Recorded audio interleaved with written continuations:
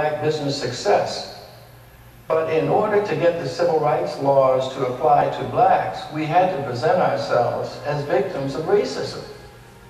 So in order to do that, we had to cease publishing the accounts of our success. And the civil rights movement moved from the righteous cause of Dr. Martin Luther King to emphasizing a much more dependency culture. It's then that education changed. It was important, of course, to wipe out this idea that before the welfare and the affirmative action and so forth and the entitlement programs came along, they needed to wipe out that we actually achieved without that, because of course they were making the case that the only way that we could continue to succeed is if in fact we were assisted externally. Well, even when they are taught about the heroes, they're taught about all of these things in the context of victimization. You'll never see Booker T. Washington's name, and that has to do with the fact that they all, I think, came together essentially to support this dependency, victimization culture, and Booker T. Washington represented the antithesis of that, and so they couldn't show that before all of these different dependency programs that we actually had success.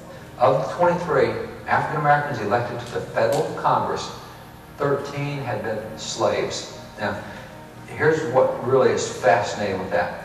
You're talking 1865, you're in slavery. You're talking 1875 years later, you're now a member of Congress. And that's a remarkable transition.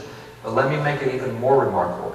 In the southern states that allowed slavery, in many of those states, it was a capital offense to educate a slave. It could get you killed to teach a slave to read or write. But yet, we're going from being a slave in 1865 to being a member of Congress in 1870. That's a lot of education to get in 5 years. They were self-educated.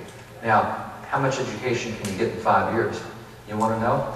You go to a website, you look up Neglected Voices on the web. It has the speeches of these first 23 black congressmen.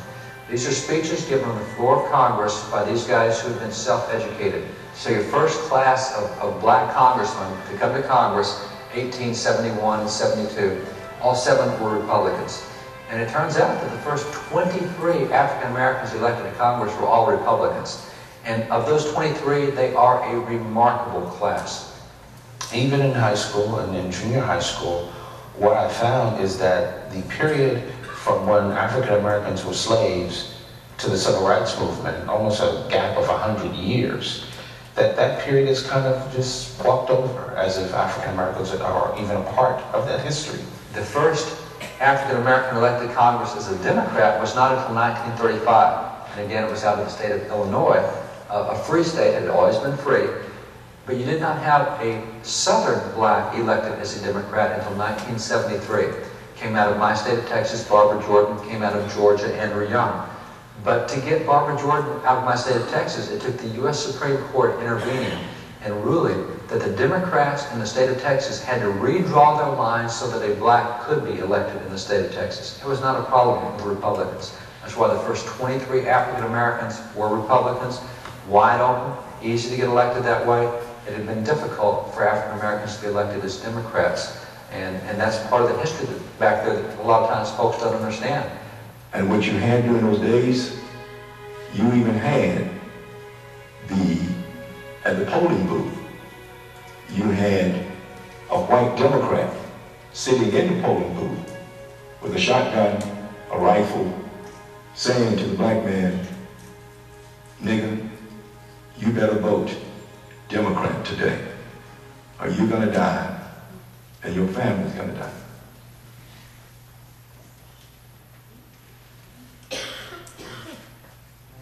There are several myths that